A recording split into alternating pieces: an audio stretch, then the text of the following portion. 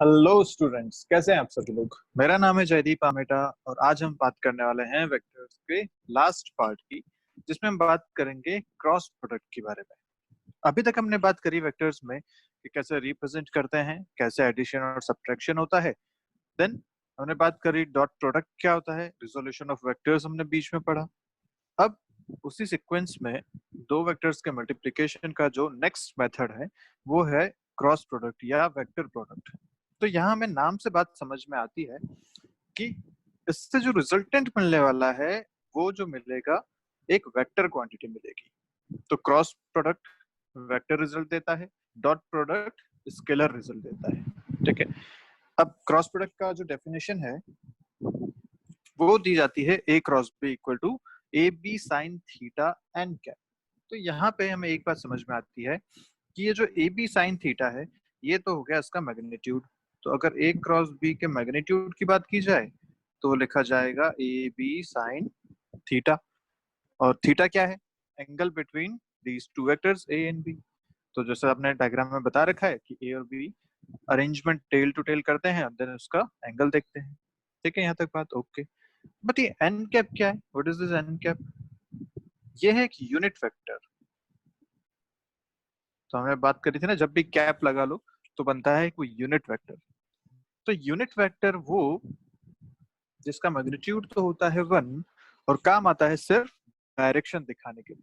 तो वो यहाँ पे है एन कैप। ये एन कैप है हमारे रिजल्ट की डायरेक्शन। रिजल्ट मतलब ए क्रॉस बी जो वेक्टर आया उसकी डायरेक्शन। क्लियर है बात? तो मैग्नीट्यूड आसान है, ए बी साइन थीटा से किया जा सकता है, लेकिन डायरेक्शन कैसे निकालें, एन कैप कैसे चेक करें?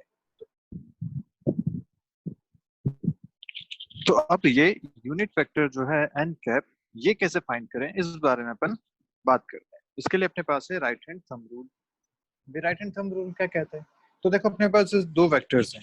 एक वेक्टर ऐसा बना रखा है ए वेक्टर, दूसरा है इस तरफ बी वेक्टर। दोनों के बीच में एंगल कितना है? थीटा। आपको बोला गया कि ए क्रॉस बी की डायरेक्शन बताइए। ओके, मैग्नीट्यूड तो हमें पता है बी साइन थीटा है। ए क्रॉस बी की डायरेक्शन बताइए। अब डायरेक्शन कैसे बताएंगे? तो हमें क्या करना है, राइट हैंड थंब रूल कहता है कि आप अपना राइट हैंड उठाइए, इसे जैसे ए क्रॉस बी है तो फर्स्ट वेक्टर कौन सा हो गया? ए के अलोंग इसे रखिए। तो हमें ऐसे रखना है कि हमारी जो फिंगर्स हैं वो ए के अलोंग रहे। तो इस तरीके से फिंगर्स ए के अलोंग हमारे पास रहेंगे। ठीक है, अब हमें अपने फिंगर्स को कर्ल करना है टुवर्ड्स बी। तो हम फिंगर्स को कर्ल करते हैं नेचुरली, जितना कर्ल कर सकते हैं। तो हमें फिंगर्स को कर्ल करना है टुवर्ड्स बी। ओके, इस तरीके से टुवर्ड्स बी जब कर्ल करते हैं तो जो थंब की डायरेक्शन है वो डायरेक्शन होगी ए क्रॉस बी की। इसे कहते हैं राइट हैंड थंब रूल। ठीक है, तो फिर से बताता हूँ। सबसे पहले हमने क्या किया, अपनी राइट हैंड के फिंगर्स को टुवर्ड्स ए एक्सटेंड किया। तो इस तरफ हमने अपने राइट हैंड के फिंगर्स को एक्सटेंड किया। ठीक है, देन फिंगर्स को कर्ल किया नेचुरली टुवर्ड्स बी। तो ए से बी की तरफ चले, इस तरफ ए से बी की तरफ चलेंगे ऐसे। तो जब नेचुरली आपने अपने फिंगर्स को कर्ल किया टुवर्ड्स बी तो जो थंब की डायरेक्शन है वो आई अपवर्ड। तो ये अपवर्ड जो डायरेक्शन है ये कहलाती है ए क्रॉस बी की डायरेक्शन, या एन कैप जो यहाँ पे आएगा वो आएगा अपवर्ड डायरेक्शन। ठीक है, यहाँ अगर मैं लिखता हूँ ए क्रॉस बी की जो डायरेक्शन होगी वो होगी अपवर्ड, या अपवर्ड कह सकते हैं इसे, नहीं तो कह सकते हैं आउट ऑफ द प्लेन। ऐसा भी इसे लिखा जा सकता है, out of the plane. Out of the plane मतलब जैसे जो आपका मोबाइल स्क्रीन है जिसमें भी आप देख पा रहे हैं, उस मोबाइल स्क्रीन पे परपेंडिकुलर, अगर ये मोबाइल स्क्रीन है इस पे परपेंडिकुलर आप पेन रख दें अपना ऐसे, तो ये जो पेन की डायरेक्शन है जो ऊपर की तरफ शो कर रहा है स्क्रीन से, वो डायरेक्शन होगी आपकी यहाँ पे क्रॉस प्रोडक्ट की या एन कैप की। ठीक है, अब इसको रिप्रेजेंट कैसे करते हैं इस डायरेक्शन को? तो इस डायरेक्शन को रिप्रेजेंट करने का तरीका होता है ये डॉट से। ये अगर कहीं आपको दिखता है मतलब वेक्टर की डायरेक्शन कैसी है? Out of the plane. Clear है बात? अच्छा सोचो, अगर मैं आपको पूछता बी क्रॉस ए की डायरेक्शन बताओ। ठीक है, बी क्रॉस ए की डायरेक्शन क्या होगी? बी क्रॉस ए होगा आपके लिए बी की तरफ हम अपने फिंगर्स को एक्सटेंड करें, तो बी कैसा है यहाँ पे, इस तरफ फिंगर्स को एक्सटेंड करनी पड़ेगी अपने को ऐसे, इस तरह बी की तरफ अगर एक्सटेंड करें और ए की तरफ घुमाना, तो सोचो तुम क्या करोगे, बी की तरफ तुमने रखा, अब ए तो अगर नेचुरली अपने फिंगर्स कर करो तो ए से दूर जा रही है ये तो, है ना। बी ऐसा है, तुमने कर्ल करना शुरू किया तो ए से अवे अपनी कर्ल हो रही है, ए तो इस तरफ है, तो अपन हाथ को ऐसे उल्टा घुमा लेते हैं, इस तरीके से अपन रख लेते हैं, तो बी के ऊपर अब ऐसे रखते हैं, और अब अगर ए की तरफ घुमाए तो आसानी से घूम पा रहा है ना, बी से ए की तरफ आसानी से घूम पा रहे हैं। अब देखो डायरेक्शन कैसी है थंब, अब थंब की डायरेक्शन है इनसाइड द प्लेन, अंदर की तरफ जाता हुआ है ना। अब अगर आपने घुमाया इसको इस तरीके से टुवर्ड्स ए, तो आपका डायरेक्शन आई इनसाइड द प्लेन, और इस इनसाइड द प्लेन को दिखाया जाता है इस तरीके से क्रॉस लगा, इसको फिर से बना देता हूं मैं, एक क्रॉस लगा के इसको दिखाते हैं इस तरीके से। तो हमेशा ध्यान रखिएगा कि ये जो दोनों तरीके हैं ये वेक्टर को दिखाने के तरीके हैं, अगर वेक्टर हमारा आउट ऑफ द प्लेन होता है तो, भाई प्लेन के से बाहर आता हुआ हो या प्लेन के अंदर जाता हुआ हो, तो ये दो हम सिंबल्स यूज करते हैं वेक्टर दिखाने के लिए। क्लियर है बात, पक्की बात? चलो कुछ प्रैक्टिस करते हैं जल्दी से। मैं आपको देता हूं ऐसा नॉर्थ साउथ ईस्ट वेस्ट, ये अपना है east west north and south, okay. आपको मुझे डायरेक्शंस बतानी है इसमें, ए क्रॉस बी की डायरेक्शन किस किस तरफ होगी, अगर लेट्स से ए है आपका और ऑप्शन ये भी है आपके obviously inside and outside plane, तो ये इस कॉम्बिनेशंस में आपको मुझे आंसर बताना है। अब लेते हैं ए वेक्टर ऐसा है और बी वेक्टर ऐसा है, ठीक है, ये हैं ए और बी वेक्टर्स। पूछा आपसे ए क्रॉस बी की डायरेक्शन बताइए, ए क्रॉस बी की डायरेक्शन बताओ। तो देखो क्या करना पड़ेगा, अगर मैं ए की तरफ अपने फिंगर्स रखता हूँ, राइट हैंड को ए की तरफ मैंने रखा, फिंगर्स की जो टिप्स हैं वो ए की डायरेक्शन में होनी चाहिए, ओके रख लिया। अब अगर मैं बी की तरफ घुमाता हूँ नेचुरली, तो देखो मैं अवे फ्रॉम द बी जा रहा हूँ, है ना, मैं इस तरफ ऊपर की तरफ चल रहा हूँ, जबकि बी किधर है, नीचे की तरफ, तो मुझे हाथ को उल्टा घुमाना चाहिए। अब ए से बी की तरफ चलना है तो मैं इसको आराम से कवर कर सकता हूँ, तो मैंने अपने फिंगर्स को रखा था इस डायरेक्शन में और उनको कर्ल किया था इस डायरेक्शन में, ठीक है। तो आपको कैसा मिला था वेक्टर, इनसाइड द प्लेन, आपके फोन से अंदर जाता हुआ, या आप पेपर पे बना लीजिए इसे और फिर पेपर पे चेक कीजिए, तो पेपर पे आप देख पाएंगे कि अंदर है आपका थंब, जब थंब अंदर होता है कैसा डायरेक्शन आती है, A cross B is inside, inside the plane के लिए क्रॉस वाला, ठीक है। एक और ट्राई करो, अगर मैं आपको बोलता हूँ कि इस बार ए वेक्टर है ऐसा, ठीक है, और बी वेक्टर जो है वो है ऐसा, दिस इज बी वेक्टर, ऐसा बी वेक्टर मतलब क्या, बी वेक्टर कैसा है, आउट ऑफ द प्लेन, तो तुम एक काम कर सकते हो, जहां बी है ना वहां पे एक पेन ऐसा खड़ा कर दो, इस तरीके से आप बी को बना सकते हो, ठीक है। बी कैसा है, आउट ऑफ द प्लेन, तो जो आपका पेपर है जिसका आप बना रहे हैं, बी के जग पॉइंट पे एक ऐसा पेन अपना खड़ा कर दीजिए, ये है बी वेक्टर। अब आपको घूमना है ए से बी की तरफ, पक्की बात, तो ए की तरफ अपने अगर फिंगर्स एक्सटेंड करते हैं तो ये फिंगर्स एक्सटेंड कर लिए अपने ए की तरफ, और बी की तरफ चलना है मतलब ऊपर की तरफ घुमानी पड़ेगी क्योंकि बी यहाँ पे, तो ऐसा अपने पास सिस्टम है, और यहाँ से अपन बी की तरफ इसको कर्ल करते हैं। तो अब देखो थंब किधर आ रहे हैं, क्या थंब आपके खुद की तरफ आ रहे हैं, अंदर की तरफ आ रहे हैं, थंब ऐसा आ रहे हैं, पक्की बात। तो कैसा हुआ ये, साउथ डायरेक्शन हुआ, क्योंकि ईस्ट में आपने ए बना रखा है, अपवर्ड आपने बी बना रखा है, अगर आप कर्ल करते हैं तो थंब आ रहा है अंदर की तरफ, मेरी तरफ, खुद की तरफ, तो ये डायरेक्शन कैसी हो जाएगी, साउथ। तो यहाँ पे ए क्रॉस बी की जो डायरेक्शन आएगी वो आएगी साउथ, पक्की बात। चलो एक और करो, इस बार आपको दिया ऐसा, ये है बी अंदर की तरफ और ये है ए, इस बार आपको पूछा गया फिर से ए क्रॉस बी, ए क्रॉस बी की डायरेक्शन बताइए जल्दी से। तो क्या करें, पहला वेक्टर ए है तो ए की तरफ फिंगर्स एक्सटेंड करते हैं, कर दी, इस तरफ फिंगर्स एक्सटेंड कर दिए की तरफ। बी, बी किधर है, इनसाइड द प्लेन। बी कैसा है, inside the plane. Inside the plane मतलब वेक्टर बी ऐसा नीचे की तरफ है ना, अंदर की तरफ है इस तरीके से। तो जहां आपका पेपर है उस पर पेन ऐसे उल्टा डायरेक्शन में पॉइंट करते हुए, अंदर की डायरेक्शन में पॉइंट करते हुए रखिए, और ए वेक्टर आप यहाँ मान लीजिए, ऐसा है आपके पास ए वेक्टर। तो मैं ऐसा बता सकता हूँ कि ये जो हाइलाइटर है वो ए वेक्टर हो गया, और ये जो पेन है ये बी वेक्टर हो गया।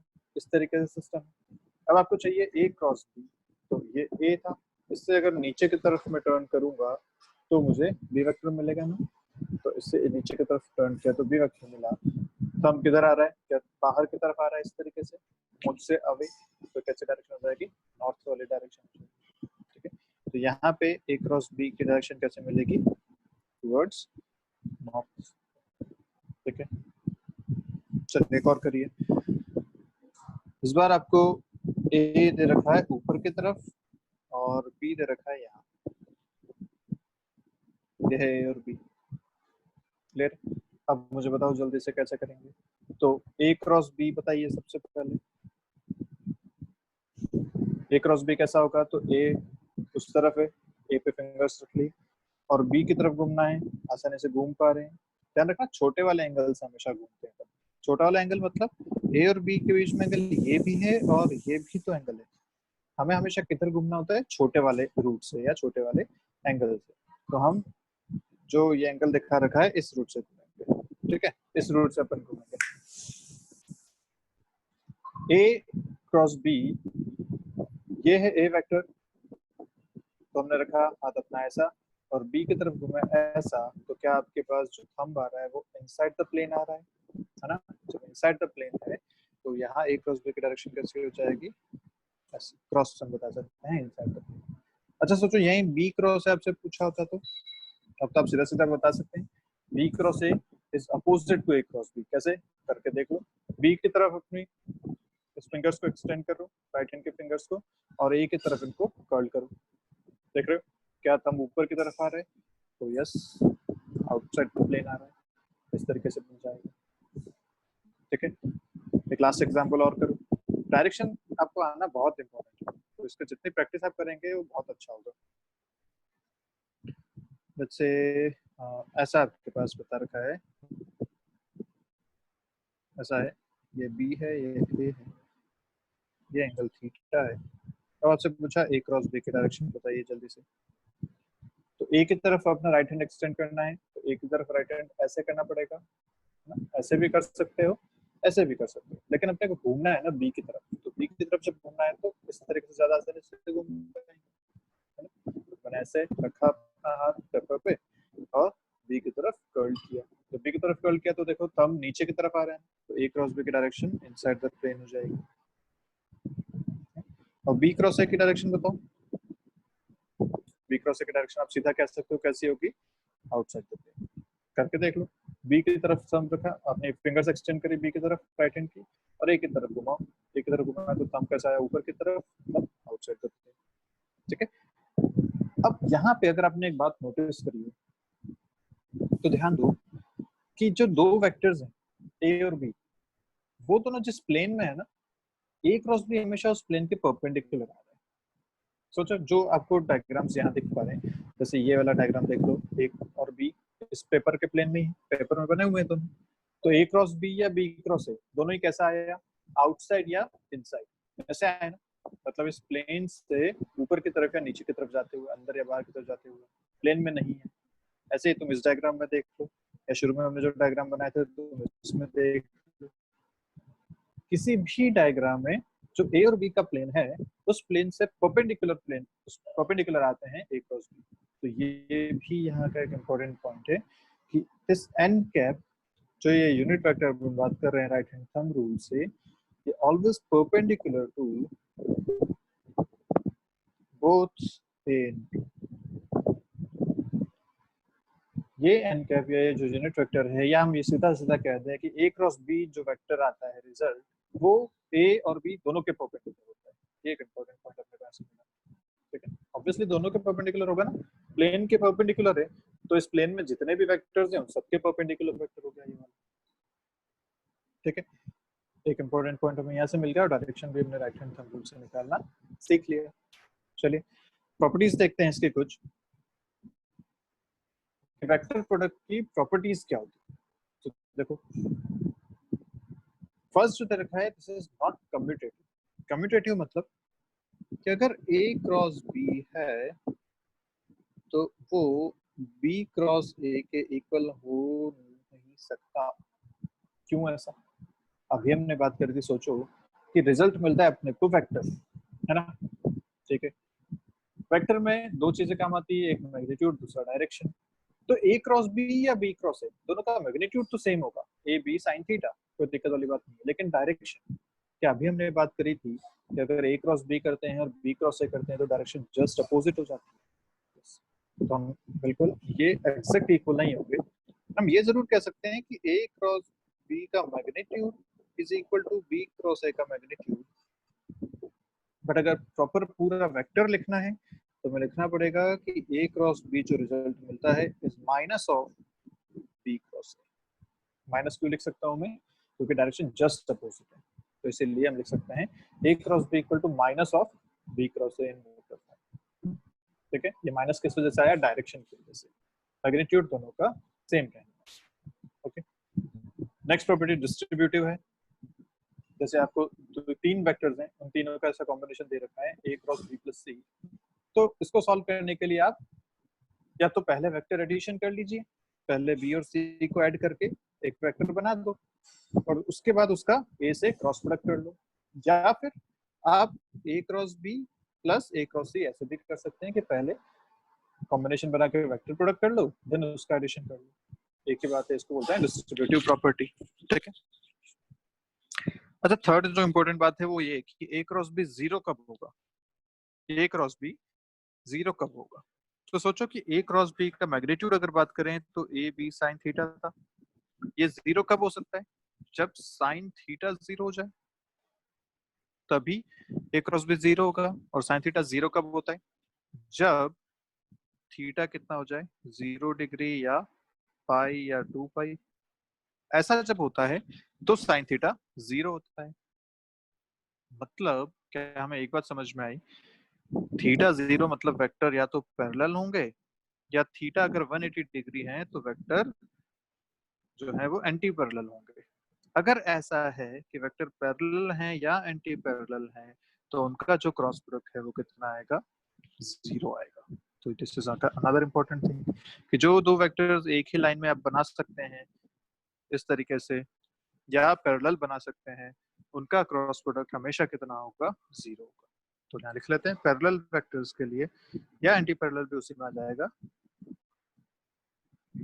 क्रॉस प्रोडक्ट कितना? जीरो होगा। क्लियर है? तो अब अगर आप सेम वेक्टर्स को क्रॉस प्रोडक्ट करें, जैसे फोर्थ पॉइंट पे ए क्रॉस ए अगर करें तो सेम वेक्टर को जब क्रॉस प्रोडक्ट करेंगे तो कितना आना चाहिए? ऑब्वियसली जीरो, क्योंकि सेम तो दोनों सेम डायरेक्शन में है, सेम डायरेक्शन में है तो थीटा दोनों का जीरो है। तो जब किसी वेक्टर को खुद अपने ही से क्रॉस प्रोडक्ट कर लेते हैं तो आंसर कितना आता है? जीरो।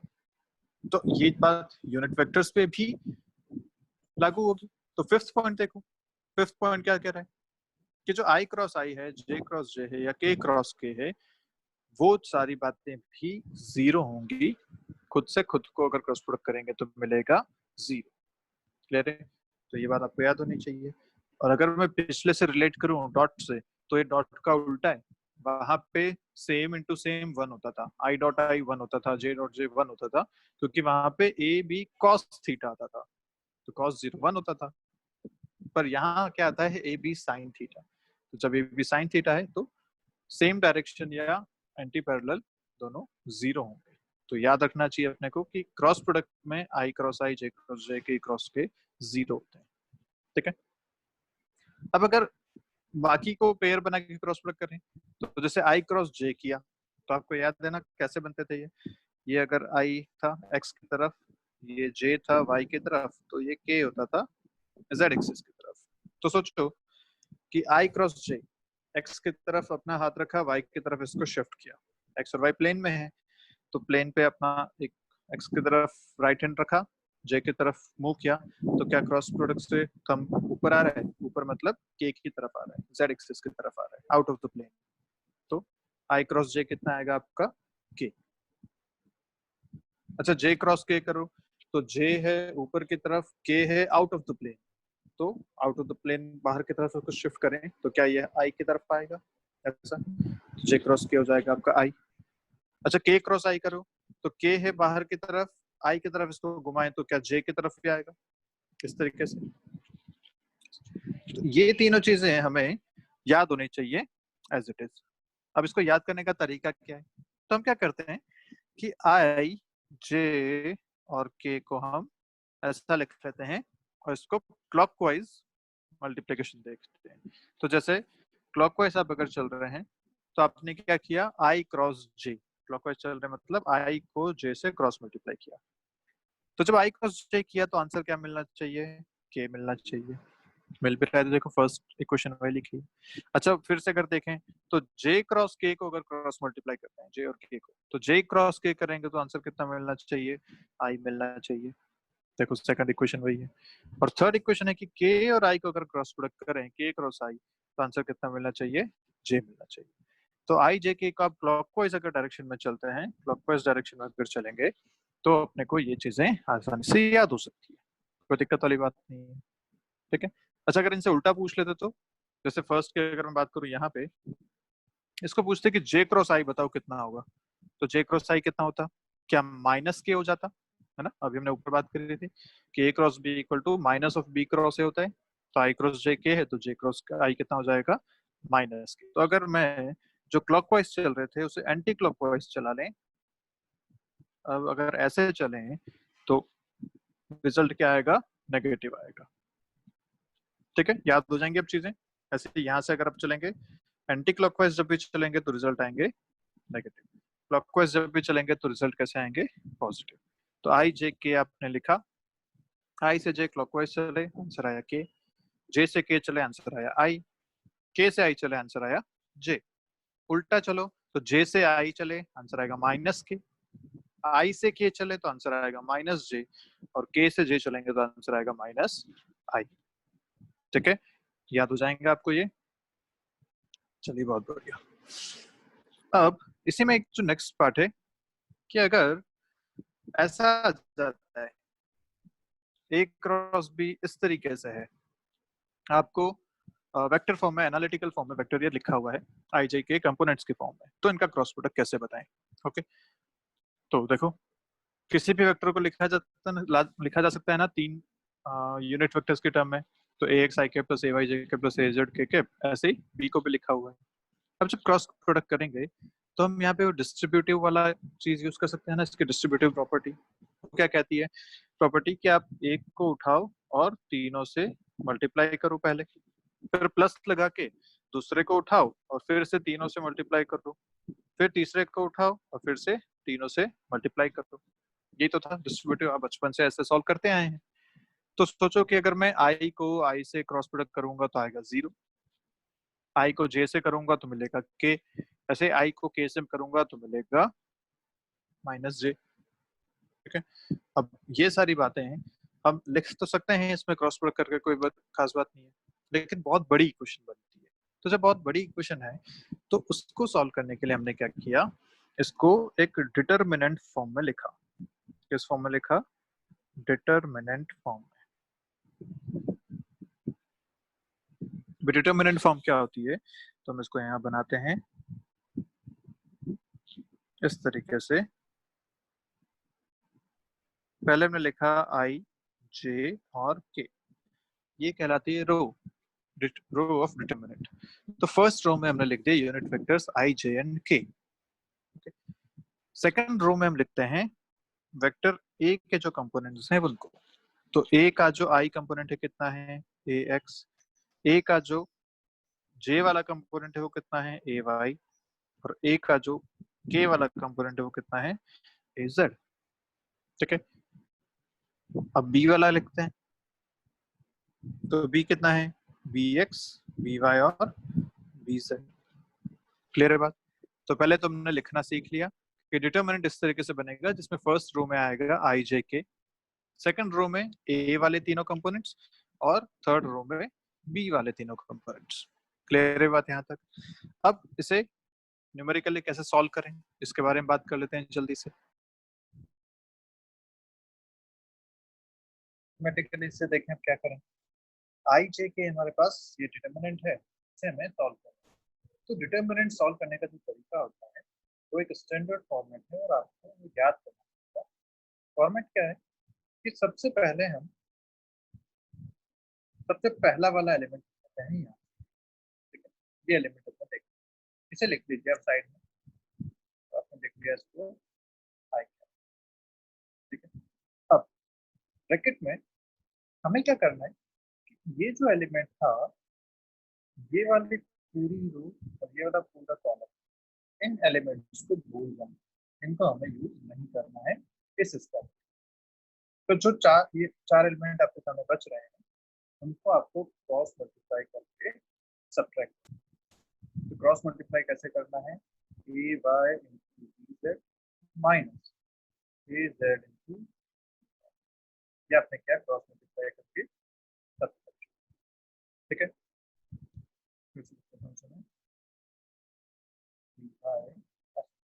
ओके, अब नेक्स्ट पे चलते हैं, नेक्स्ट एलिमेंट। तो मैं एक बार ये रिमूव कर दूं, ये करता हूं मैं। अब हम चलते हैं नेक्स्ट एलिमेंट पे, विच इज जे। इस पे हम लिखेंगे माइनस जे। यहाँ पे एक ये भी इंपॉर्टेंट है कि सेकंड स्टेप पे माइनस आता है, ये भी एक हमें याद है।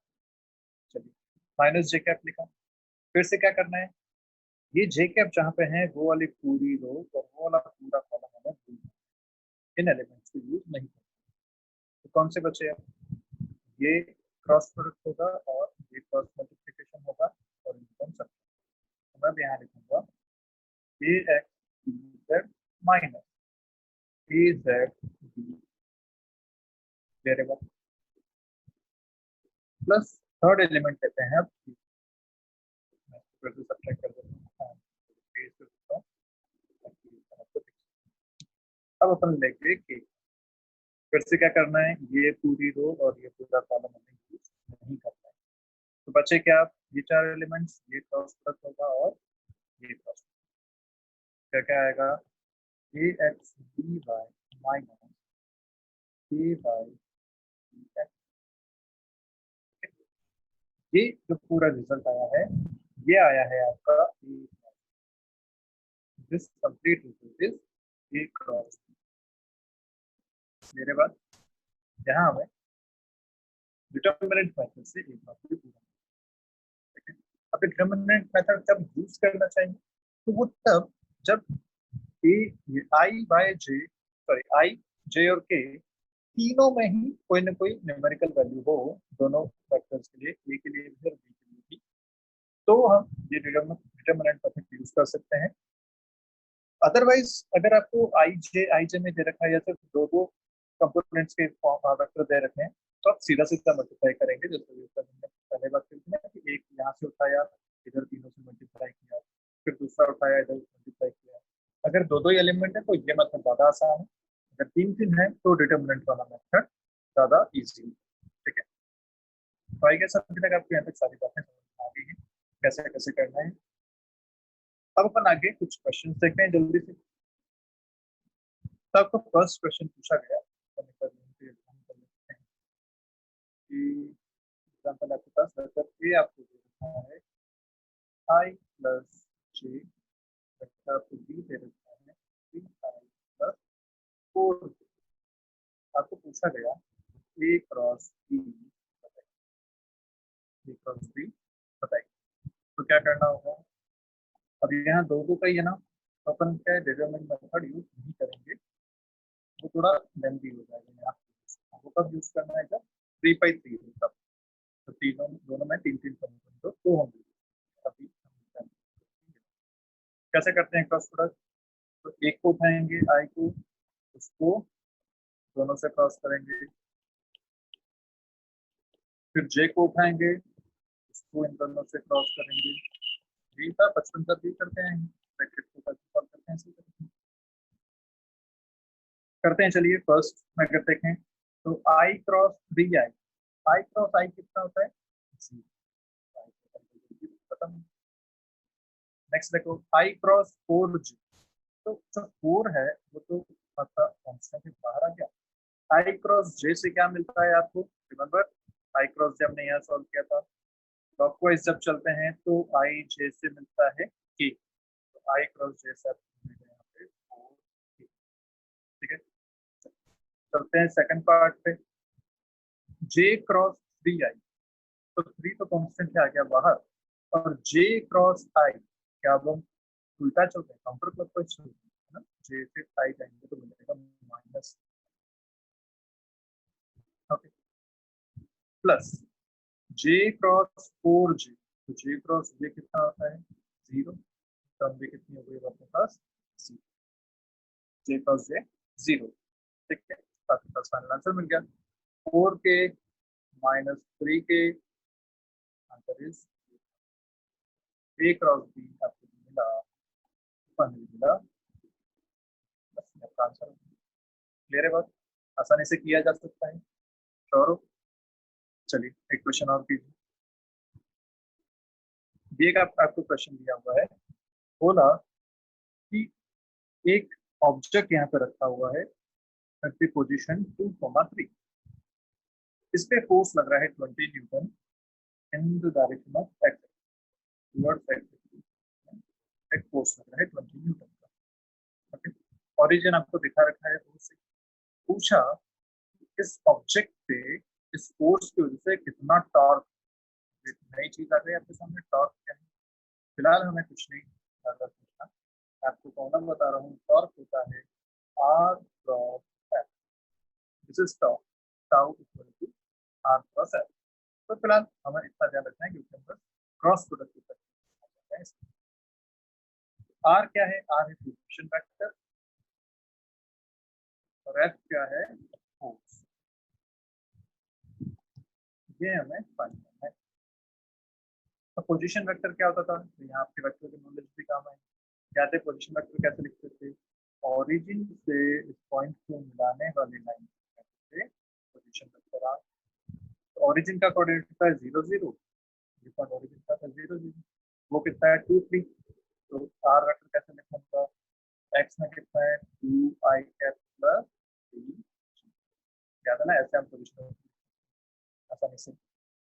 अच्छा फोर्स लिखना है, तो फोर्स वेक्टर क्या लिखूं, मैग्नीट्यूड है 20, डायरेक्शन कैसी है टुवर्ड्स एक्स एक्सिस, मतलब आई, तो अब प्लस 2 वेक्टर्स आ गए, इन दोनों का आपको क्रॉस करना है, तो टॉर्क आ जाएगा R cross F 2i plus 3 cross 20, ऐसा कर सकते हैं ना आराम से ना।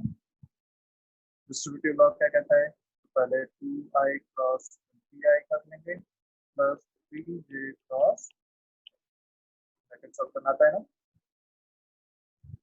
फर्स्ट टर्म अगर देखें ये, तो आई क्रॉस आई कितना होता है, आई क्रॉस आई वाले हमेशा 0, और अगला आ रहा है जे क्रॉस आई, तो जे क्रॉस आई देखो, क्या हम आई जे के जो लिखते थे, बार बार मैं ऐसा लिख रहा हूँ क्योंकि आपको याद है, तो जे क्रॉस आई में हम चल रहे हैं काउंटर क्लॉकवाइज, तो आंसर आना चाहिए माइनस के, इससे आएगा, और 3 × 20 60, तो 60 ऑफ माइनस के कैप, ये आपका होगा आंसर। हमारा जो फाइनल टॉर्क का आंसर आएगा वो आएगा -60, कितना है टॉर्क आपका -60, मेरे बात आसानी से किया जा सकता है, कोई खास बात नहीं है ना। चलो एक क्वेश्चन और करो, चलो इस बार आप डिटरमिनेंट मेथड से सॉल्व करके देखते हैं, एक अच्छा क्वेश्चन। क्वेश्चन लेते हैं कि वेक्टर के है आपके पास आई प्लस जे प्लस के, और वेक्टर बी है आपके पास 2i प्लस 3j, ऐसा ही पूछा आपसे ए क्रॉस बी, तो अब यहाँ पे तीनों कंपोनेंट्स हैं दोनों वेक्टर में, आई जे के, तो ज्यादा आसान वेक्टर एक कौन सा होगा, डिटरमिनेंट, चलिए बनाते हैं डिटरमिनेंट,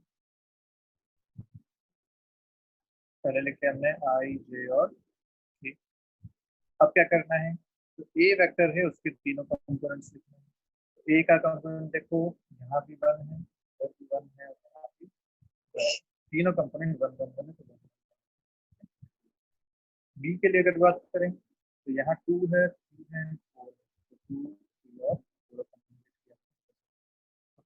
अगर कोई कंपोनेंट नहीं होता तो 0 लिखते हैं, और अगर माइनस होता तो माइनस कंपोनेंट लिखते हैं। जैसे यहाँ मान लो था कि b equal to -2 I cap, तो मैं यहाँ पे भी -2, ठीक है। अगर ऐसा होता तो ऐसा, तो फिलहाल तो हम प्लस में लेके चल रहे हैं, ऐसा सॉल्व करते हैं। तो एक क्रॉस पे निकालने के लिए अपन ने क्या मेथड सीखा था? सबसे पहले आपको एक कंपोनेंट उठाना है, आई। अब ये यूज नहीं करने हैं अपने को, ठीक है, ये और ये यूज करना है। तो सबसे पहले आ रहा है 1 × 4 -1 × 3, ठीक है। सेकंड जो बात याद रखनी थी क्या थी? सेकंड स्टेप के साथ माइनस आता है, तो माइनस जे कैप। माइनस जे कैप क्या कहेगा? इसको यूज करते हैं, तो ये और ये यूज नहीं करना है, तो बचा क्या? ये और ये, तो क्या हो जाएगा? 1 × 4 -1 × 2, ठीक है, प्लस के कैप। के वाला क्या बोल रहा है? फिर से देख लेते हैं जल्दी से।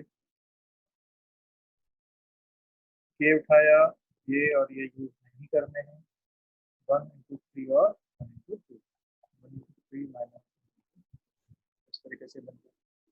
क्लियर? सॉल्व कर लेते हैं जल्दी से। आई कैप अंदर आया 4 - 3 1 -j 4 - 2 2 प्लस के 3 - 2 अगेन 1। आपका फाइनल आंसर आया I cap -2 j cap plus k cap. This is your answer for B cross. मेरे बाद आसानी से कर सकते हैं, ठीक है। अच्छा, बी क्रॉस ए पूछती तो क्या डायरेक्ट आंसर बता सकते हैं? बी क्रॉस ए का आंसर क्या हो जाएगा? Minus B cross A is minus of A cross. तो अगर बी क्रॉस ए आपसे पूछती तो आंसर होता माइनस आई प्लस 2j माइनस, चाहो तो आप बी क्रॉस ए में डिटरमिनेंट से सॉल्व करके भी देख सकते हो। तब आप जब डिटरमिनेंट बनाएंगे तो आप आई जे के ऐसा लिखेंगे और बी के कंपोनेंट यहाँ लिखेंगे। तो क्यों? क्योंकि बी क्रॉस ए पूछा ना, जो पहले आता है वो फर्स्ट आता है, जो सेकंड है क्या ना। बनाना है इसको, तो ये 2 3 4 यहाँ आएगा, 1 1 1 यहाँ आएगा। देखो आंसर आता है कि नहीं, ठीक है। तो वीडियो अपन आज का यही खत्म करते हैं। एक वीडियो अपन और बात करेंगे जिसमें अपन वेक्टर्स पे सारे मिले जुले कुछ क्वेश्चन करेंगे, एंड देन अपन चलेंगे मोशन इन 1D। ठीक है, तो मिलते हैं नेक्स्ट वीडियो में, तब तक पढ़ते रहिए।